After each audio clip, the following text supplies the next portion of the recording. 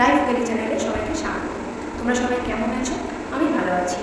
আজ সানডে মানেই তো বাড়িতে চিকেন। আমার ছেলে না হলে খাবেই না চিকেন না। সানডে মানেই চিকেন করতেই হবে।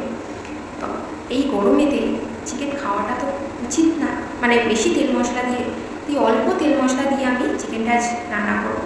তো কীভাবে রান্না করবো, কেমন করে করবো, সবটাই তোমাদের সাথে শেয়ার করবো। চলো তাহলে দেখতে থাকো। আর যদি ভিডিওটি ভালো লেগে থাকে তাহলে একটা like, subscribe and share. 1 teaspoon তেলে আমি আজ 1 কেজি মাংস রান্না করব। প্রথমে 1 টিস্পুন তেল আমি দিয়ে দিলাম। তারপর তাতে অল্প জিরে, 2টো তেজপাতা, এলাচ, লবঙ্গ, দারচিনি, শুকনো লঙ্কা আমি ফোড়নে দিলাম। এরপর রসুন আর কাঁচা লঙ্কা পেস্ট করে রেখেছিলাম, সেটা দিয়ে দিলাম। একটু নাড়াচাড়া করতে হবে যাতে রসুনের গন্ধটা যাতে না ছাড়ে, সেই জন্য একটু ভাজা ভাজা হয়ে গেলে আমি তাতে পেঁয়াজটা দিয়ে দেব। পেঁয়াজটা যাতে একটু তাড়াতাড়ি সিদ্ধ হয়ে যায়, এর জন্য ওর উপর আমি একটু নুন দিয়ে দিলাম। এই রান্নাটা একটু ধৈর্য ধরে করতে হবে, কারণ একদমই কম তেলে রান্না, একটু সময় নিয়ে করতে হবে। এরপর আমি একটু নাড়াচাড়া করে নেওয়ার পর এতে আমি টমেটোটা দিয়ে দেব।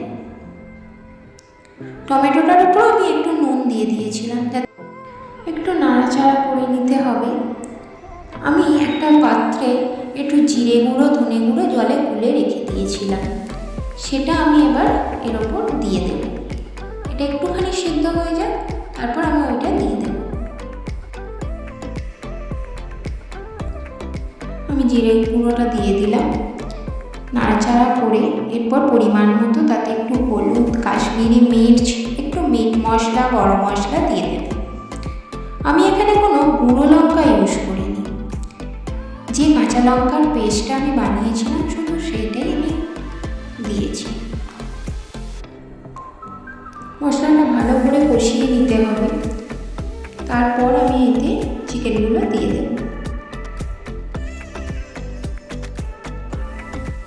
অনেক ছেলেরা বলে, তোমরা বাড়িতে কী এমন কাজ করো, তোমাদের এত কষ্ট। আচ্ছা বলুন তো, যারা বাইরে যায় তাদেরই কি কষ্ট? যারা সংসারের সমস্ত কাজকর্ম করে গরমের মধ্যে রান্না করা, সারাদিন ধরে রান্না করা, এটা কি কম কষ্টের? আপনারা বলুন। যদি সহমত হয়ে থাকেন তাহলে আমাকে একটা কমেন্ট করে জানাবেন। যাই হোক, মশলাটাতে আমি একটু জল দিয়ে দিয়েছি যাতে একটুখানি সিদ্ধ মতো হয়ে যায়, মশলাটা আমার তেল একটু ছাড়ে। এরপর আমি এতে একটু চাপা দিয়ে দিলাম। তারপর আমি এতে মাংসগুলো দিয়ে দেব, দিয়ে একটু ভালো করে কষিয়ে নেব। কারণ অল্প তেল, মাংসটা যদি আমি ভালো করে একটু কষিয়ে নিই তাহলে একটা কাঁচা গন্ধ থেকে যেতেই পারে। তো সেই কারণে আমি মাংসটা দেওয়ার পর একটু ভালো করে চাপা দিয়ে কষিয়ে তারপর ওতে আমি আলু দেব।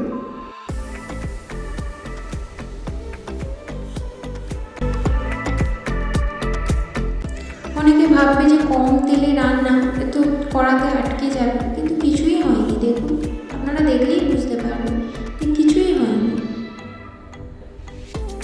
কোনো রকমই আমার এতে আটকে যায়নি।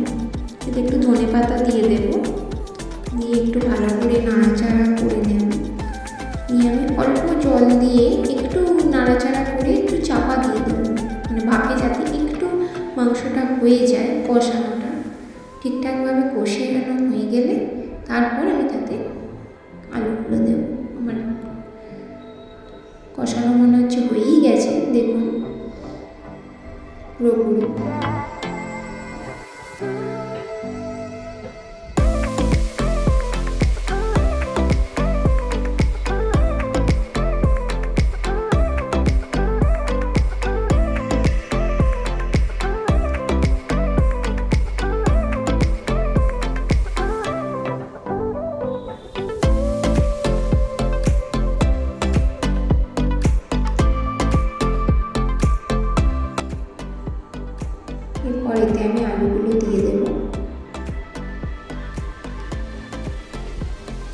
আলুগুলো দিয়ে একটু নাড়াচাড়া করে নেব, মানে আলুটার সাথে একটু মাংসটা কষিয়ে নেব, নিয়ে আমি জল দিয়ে দেব।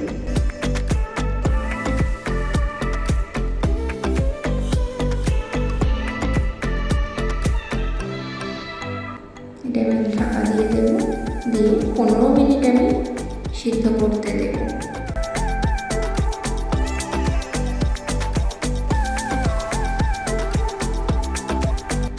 15 মিনিট হয়ে গেছে। এবার দেখুন, মনে হচ্ছে আমার মাংসটা সিদ্ধ হয়ে গেছে।